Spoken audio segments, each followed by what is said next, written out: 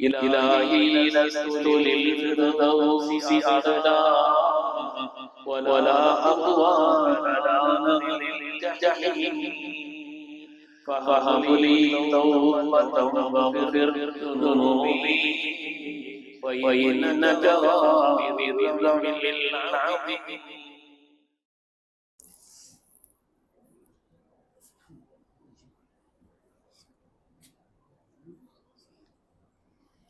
السلام عليكم ورحمة الله وبركاته. الحمد لله العظيم القدرة والشان شديد البطش والبرهان حافظ الدين والقرآن ما شاء الله كان ما لم يشاء لم يكن لا حول ولا قوة إلا بالله إن أريد إلا الإصلاح ما استطعت وما توفيقي إلا بالله عليه توكلت وإليه أنيب سبحانك لا علم لنا إلا ما علمتنا إنك أنت العليم الحكيم. قال الله سبحانه وتعالى في القرآن الحميد بسم الله الرحمن الرحيم إنما أمره إذا أراد شيئا أن يقول له كن فيكون. وقال النبي صلى الله عليه وسلم إنما الأعمال بالنيات وإنما لكل امرئ ما نوى. கண்ணியமிக்க முஃமினீன்களே, அல்லாஹ்வின் நல்லடியார்களே, அருமை நாயகம் ஸல்லல்லாஹு அலைஹி வஸல்லம் அவர்களின் பாக்கியம் நிறைந்த உம்மத்துமார்களே, ரப்பு சுப்ஹானஹு வ தஆலா அவனுடைய மேலான கட்டளையை ஜும்மாவுடைய ஃபர்தை நிறைவேற்றுவதற்காக ஒன்று சேர்ந்திருக்கக்கூடிய நம் எல்லோரையும் அல்லாஹ் கபூல் செய்தருள்வான். ரப்பினுடைய மேலான ரிதாவை பொருத்தத்தை நம்முடைய வாழ்வின் நோக்கமாக கொண்டு இந்த உலகத்தில் அதற்கு ஏற்ப வாழ்ந்து காண்பித்த வல்லல் முஹம்மது ரசூலுல்லாஹ் ஸல்லல்லாஹு அலைஹி வஸல்லம் பரிசுத்தமான வழியில் நின்று இரு உலகத்திலும் வெற்றி பெற்ற சாலிஹீன்கள், அருளாளர்கள், வலிமார்கள், நாதாக்கள், நல்லோர்களின் கூட்டத்தில் அல்லாஹு தஆலா நம்மையும் நம் சந்ததிகளையும் கபூல் செய்தருள்வார். கண்ணியமிக்க முஃமினீன்களே, இந்திய திருநாட்டில் வாழ்ந்த அகில உலக மிகப்பெரிய சிந்தனையாளர் முஃபக்கிருல் ஆலமுல் இஸ்லாமி என்று உலகத்தினுடைய அறிஞர்களால் பட்டம் கொடுக்கப்பட்ட மௌலானா அபுல் ஹசன் அலி நத்வி அவர்கள் சொல்கிறார்கள், நான் 8 வயதிலிருந்து என்னுடைய அந்திம காலம் நெருங்கக்கூடிய அந்த அளவிற்கு வரை ஒவ்வொரு வாரமும் சூரத்துல் கஹ்ஃபை வெள்ளிக்கிழமை ஓதாமல் ஒரு நாள் ஒரு வெள்ளிக்கிழமை எனக்கு கழிந்ததில்லை. ஏனென்றால் யார் சூரத்துல் கஹ்ஃபை வெள்ளிக்கிழமை ஓதுகிறார்களோ அவர்களுக்குண்டான சோபனங்கள் ஹதீஸிலே நிரம்ப வந்திருக்கிறது. ஒவ்வொரு வாரமும் இந்த சூரத்துல் கஹ்ஃபை ஓதும்படி கட்டளையிடப்பட்டிருக்கக்கூடிய இதனுடைய காரணம் என்ன, எதற்காக அல்லாஹு தஆலா இதை ஓத செய்திருக்கிறான், ஸல்லல்லாஹு அலைஹி வஸல்லம் ஓதும்படி சொன்னார்கள், இதனுடைய அந்தஸ்துகள் என்ன என்பதை குறித்து அவர்கள் ஒரு நூல் எழுதியிருக்கிறார். அஸ்ஸிரா பைனல் ஈமான் வல் மாதியா என்று ஒரு நூல் எழுதியிருக்கிறார்கள். இஸ்லாம் உலகாதாயம் என்ற ஒரு தலைப்பில் தமிழிலே கூட அதனுடைய மொழிபெயர்க்கப்பட்டிருக்கிறது. ஒரு அற்புதமான நூல், மிக சிறந்த ஒரு சிந்தனையாளர் அவர்கள். அவர்கள் சொல்கிறார்கள், மனிதனை குழப்பத்தில் ஆழ்த்தக்கூடிய பல காரியங்கள் உலகத்தில் காத்து கிடக்கிறது. அவனுடைய சிந்தனை, செயல்கள், அணுகுமுறைகள் ஒவ்வொன்றிலேயும் அவனை பல்வேறு விதமான குழப்பங்களில் ஆழ்த்தக்கூடிய காரியங்கள் அவன் முன்னால் காத்து கிடக்கிறது. ஆனால் அந்த குழப்பங்களிலெல்லாம் சிக்கிவிடாமல் ஒரு மனிதனை பாதுகாப்பதிலே நமக்கு உறுதுணையாக இருக்கக்கூடிய ஒரு சூரத்துல் கஹ்ஃப் என்று சொல்வார்.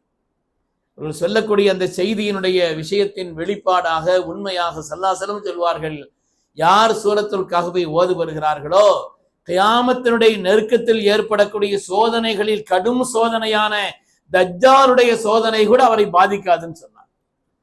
ஒவ்வொரு காலகட்டத்திலும் பல்வேறு விதமான கொள்கை குழப்பங்கள், பல்வேறு விதமான செயல்பாடுகள், காலநிலைகளுடைய மாற்றங்களுக்கு ஏற்ப மனிதனிலே மாறிய போகக்கூடிய ஒரு நிலைகளிலிருந்து ஒரு மனிதன் தடுமாறி விடாமல் தன்னை நிலைப்படுத்திக் கொள்வதற்குண்டான ஒரு மகத்தான வழிகாட்டுதலை சூரத்துல் கஹ்ஃப் என்று சொல்கிறது என்று சொல்கிறார். விரிவான செய்திகளை எழுதுகிறார் அவர்கள். அந்த நூலிலே விரிவான செய்திகளை எழுதி காட்டுவார்கள்.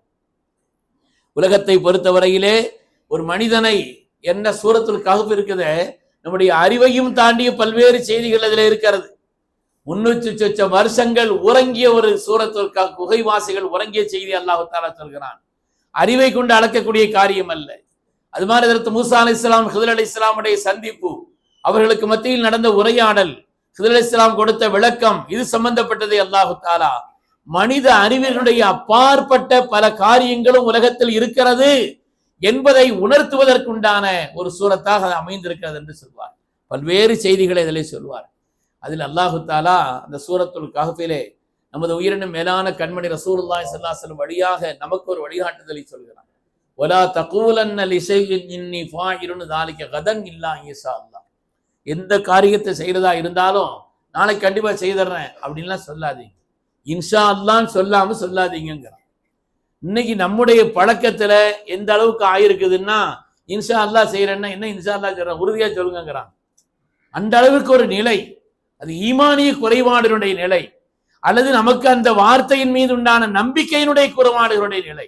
ஏன்னா எந்த காரியமாக இருந்தாலும் அவருடைய நம்பிக்கை, அவருடைய எண்ணங்களை பொறுத்துத்தான் அதனுடைய பயன்பாடு. இமாம் அஹ்மது பின் ஹம்பல் ரலியல்லாஹு அன்ஹு அவர்கள் வஃபாத்தானதற்கு பின்னாலே அவர்களுக்கு பக்கத்திலே ஒரு கொல்லர் வேலை பார்த்து இரும்பை உருக்கி அடித்து அதை நெருப்பிலே காட்டி அடித்து உருக்கி வேலை செய்து கொண்டிருந்த ஒரு கொல்லர், அவர் இறந்துட்டார். அதுக்கு பின்னால அவரை கனவிலே காண்கிறார்கள் ஒரு பெரிய மகான். கண்டு இந்த பொற்கொல்லருடைய இந்த கொல்லருடைய நிலை என்ன, ஆகிரத்தில் இவருக்கு கொடுக்கப்பட்ட அந்தஸ்து என்ன என்று காட்டப்படுகிறது. இமாம் அஹ்மது பின் ஹம்பல் ரலியல்லாஹு அவர்களுக்கு எந்த அந்தஸ்து கொடுக்கப்பட்டதோ அதே அந்தஸ்து இவங்களுக்கு கொடுக்கப்பட்டதுன்னு சொல்றாங்க. இமாம் அஹ்மது பின் ஹம்பல் யார்? அவர்கள் மிகப்பெரிய ஒரு மாண்பாளர். ஆனால் இவர் ஒரு சாதாரண நிலையிலே வாழ்ந்தவர்.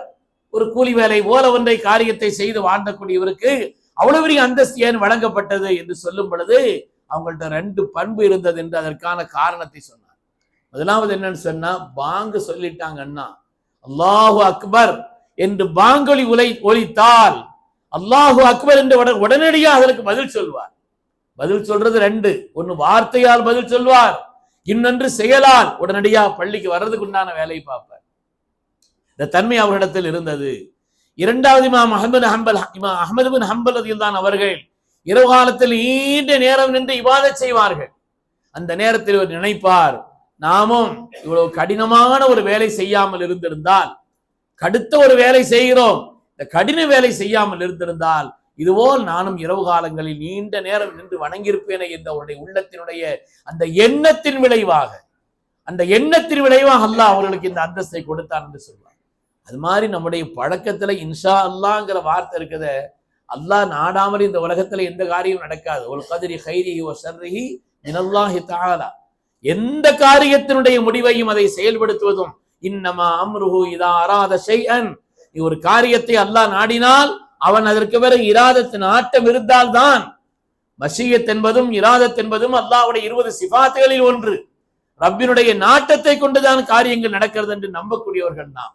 எனவே அந்த அடிப்படையிலே நம்முடைய வாழ்க்கையின் பழக்கமாக உறுதியான நம்பிக்கையோடு எந்த காரியத்தை செய்ய போகிறேன் என்று சொன்னாலும் கூட இன்ஷா அல்லாஹ் என்ற ஒரு வார்த்தையை நாம் லேசாக கருதி விடாமல் உறுதியான எண்ணத்தோடு ரப்பினுடைய நாட்டத்தை கொண்டுதான் காரியங்கள் நடக்கிறது என்ற நம்பிக்கையோடு அதை நாம் சொல்ல வேண்டும். யூதர்கள் 3 கேள்விகள் கேட்டாங்க சல்லாசவடத்துல. சல்லாத நாளைக்கு சொல்றேன்னு சொல்லிட்டாங்க. 15 நாள் வஹி வரல.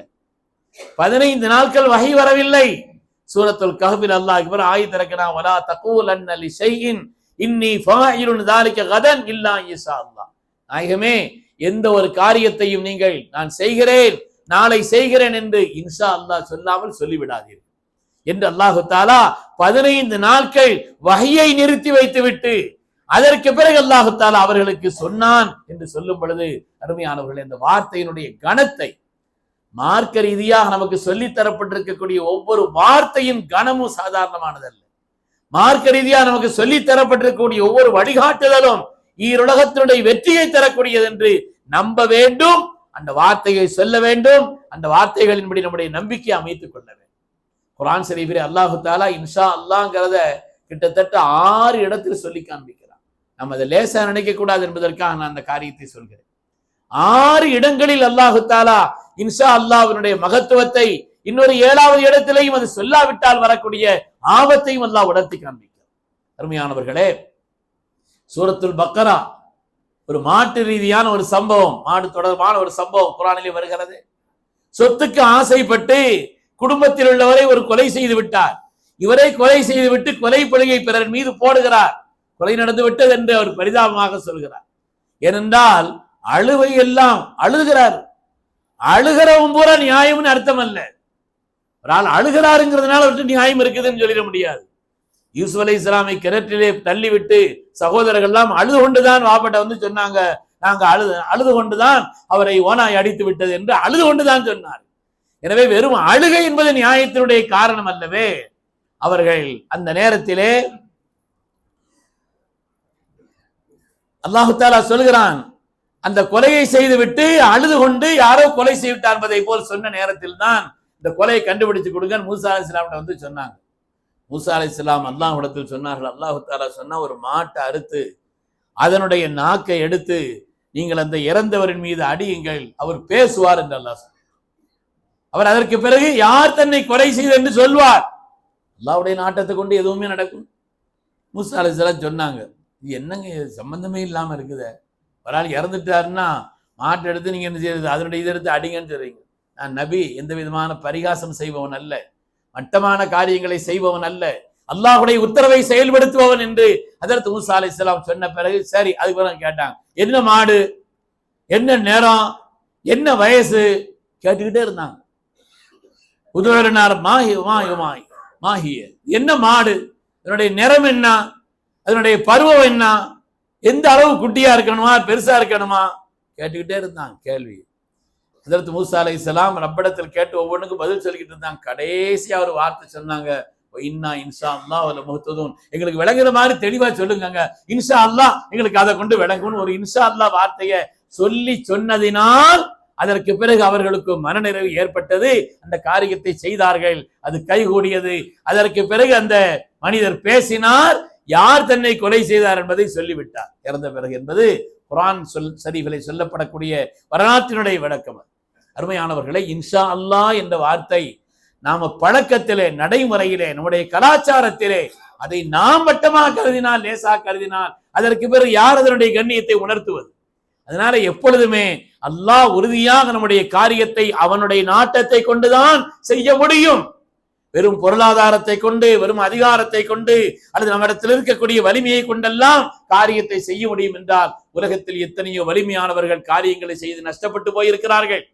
பொருளாதாரத்திலே மேம்பட்டவர்கள், அதிகாரத்தினுடைய உன்னதத்தில் இருந்தவர்கள், இருப்பவர்கள், அவர்கள் எல்லாம் ஒரு காரியத்தை நினைத்து செய்ய முடியாமல் தவிக்கிறார்கள் என்று சொன்னால், அருமையானவர்களே, அல்லாஹ் சொன்னான், இந்த பண்பை சொல்லிக் கொடுக்கிறான், அல்லாஹுடைய நாட்டத்தை கொண்டுதான் காரியங்கள் நடக்கிறது என்பதை நம்புங்கள், அதன் விளைவாக இன்ஷா அல்லாஹ் என்பதை சொல்லி காரியங்களை நீங்கள் செய்ய உருப்படுங்கள் என்று அல்லாஹு தஆலா சொல்கிறான். அதே போல அதற்கு செய்தனா யூசுப் அலைஹிஸ்ஸலாத்து வஸ்ஸலாம் அவர்கள் குர்ஆன் ஷரீஃபிலே அல்லாஹு தஆலாவுடைய வரலாற்றை சொல்கிறான். அவர்கள் கூடாரத்தில் அமர்ந்திருக்கிறார்கள்.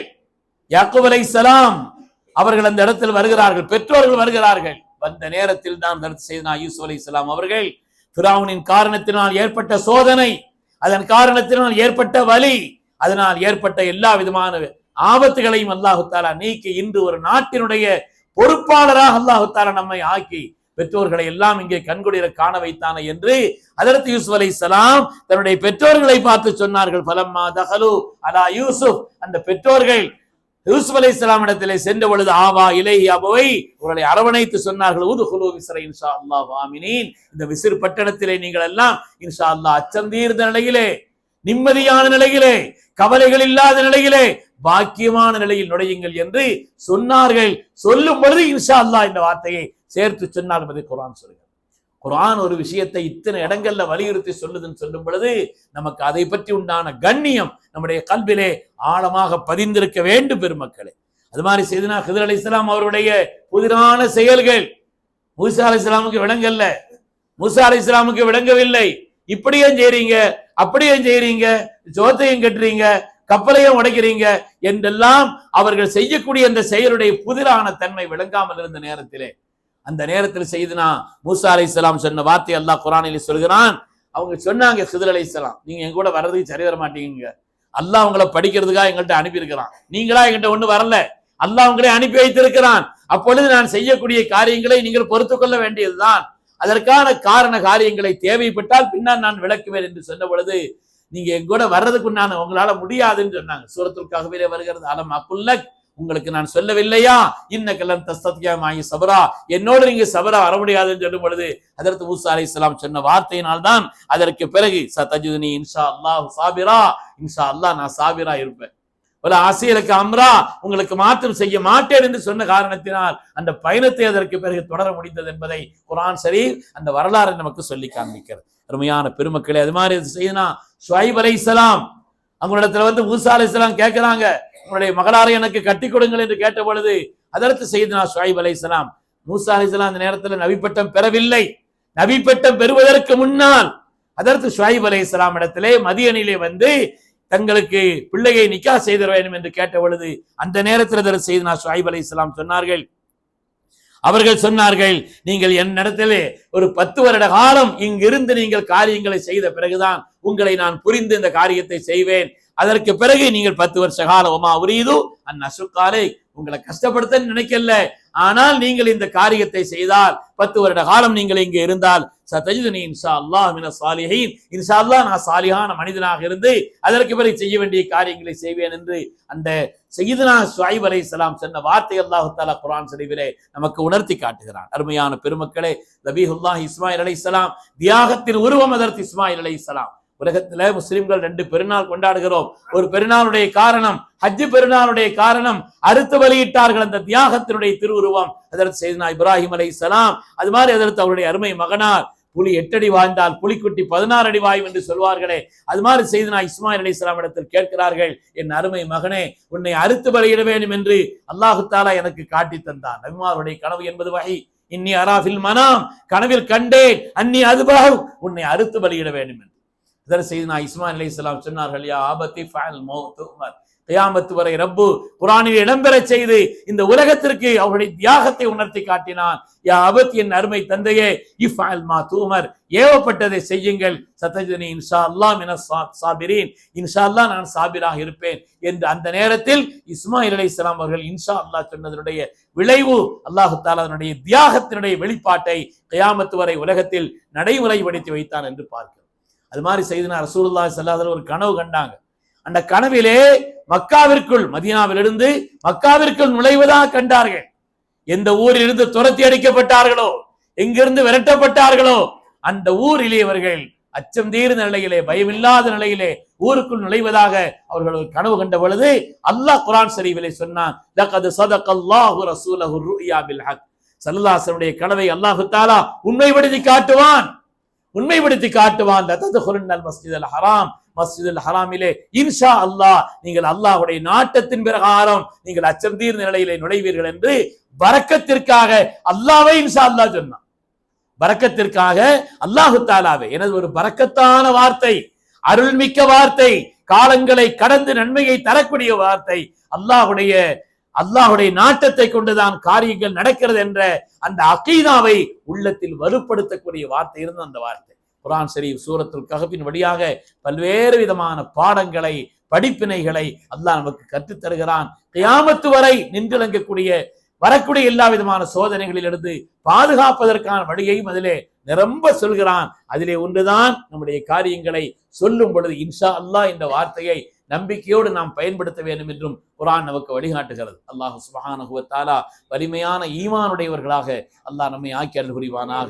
மார்க்கம் நமக்கு சொல்லி தந்த வழிமுறைகளை உறுதியான நம்பிக்கையோடும் அல்லாஹ் ரசூலின் மீதுள்ள அந்த மேலான கண்ணியத்தோடும் அதை பின்பற்றி வாழக்கூடிய நல்லவர்களாக அல்லாஹ் நம் எல்லோரையும் கபூல் செய்தருள்வானாக. ஆமீன் ஆமீன் யா ரப்பல் ஆலமீன். வ ஆகிரு தஅவானா அனில் ஹம்துலில்லாஹி ரப்பில் ஆலமீன். அஸ்ஸலாமு அலைக்கும்.